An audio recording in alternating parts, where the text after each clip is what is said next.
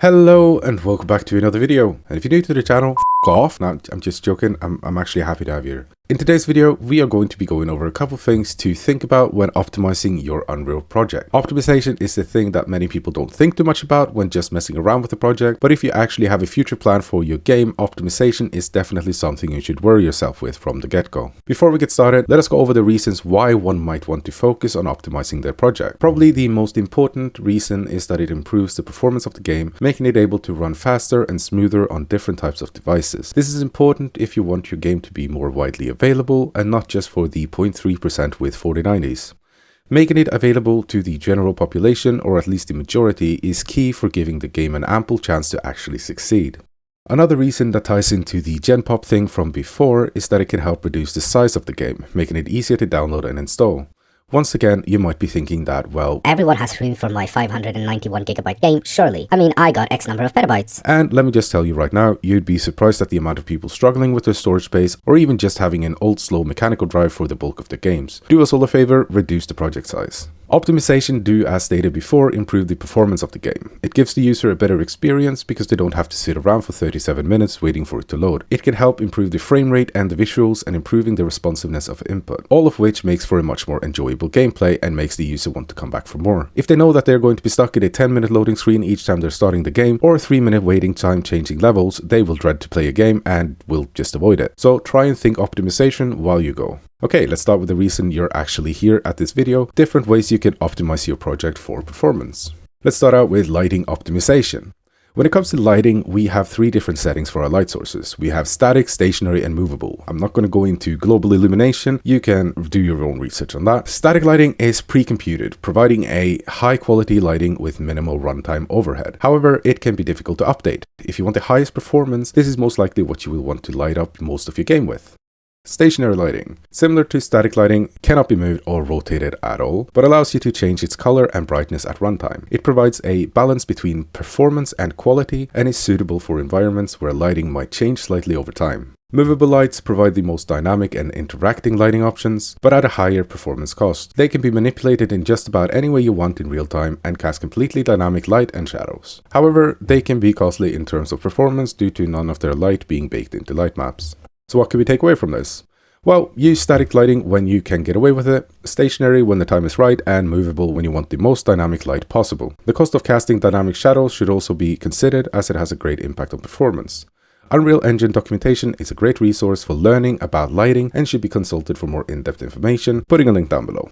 Let's talk about culling. Culling is when we tell the engine to stop rendering something for some reason. This is of course done in order to reduce computational power and is a good way to optimize your project.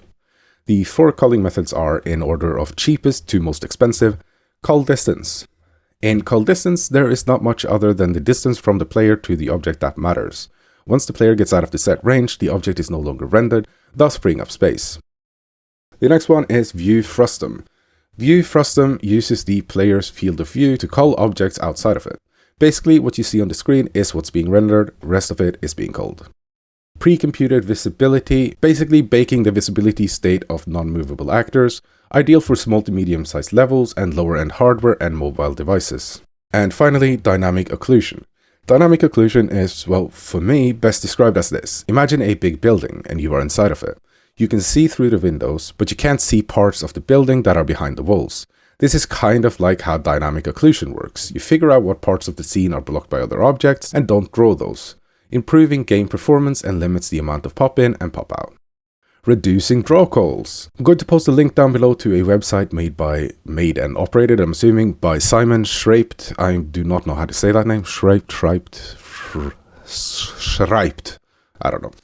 He has a 5-piece documentation that includes draw calls, but the gist of it is, every time the CPU sends an instruction to the GPU to render something, it is called a draw call. Being able to combine or reduce the assets could help you reduce the overall performance draw. Rendering one big file of 10 megabytes is faster than rendering 1,000 smaller files of 10 kilobytes each. So head over to Simon's website to learn more about draw calls. Link down below. LOD, or level of detail, is the process of reducing or increasing the detail of an actor based on its distance to the player viewing it. When you, the player, is far away from the actor, you don't necessarily need it to be in full-blown 12K ultra-high resolution so might as well drop it down as the player won't know the difference either way. However, when the player is up close and personal, you do want it to be 24K Ultra Gold Diamond graphics, so we turn up the level of details. Adding a link down below to the Unreal documentation on how to set up and use LODs. And finally, texture compression. According to an article from techarthub.com that I will link below, of course, every link is down below, texture data commonly represents the bulk of an Unreal's project size, sometimes taking up more disk space than the rest of your game assets combined. So obviously this is a place where we can free up some space. Unreal comes with a wide range of options for texture compression, and exactly what you want to use is dependent on your use case for the texture. Adding the link to both TechArt and the Unreal documentation on this subject below. So to summarize the video, optimizing whenever and wherever you can is something you want to do. Things that might only provide a tiny reduction in memory, CPU, GPU, storage will soon add up to a number that's not to joke about. In order to figure out where the performance issues lies, there are multiple different features implemented into Unreal Engine for just that. This is called profiling, and honestly, there's just so much to go over when it comes to that particular topic that it should have its own video. You also have the ability to use different commands in the Unreal console.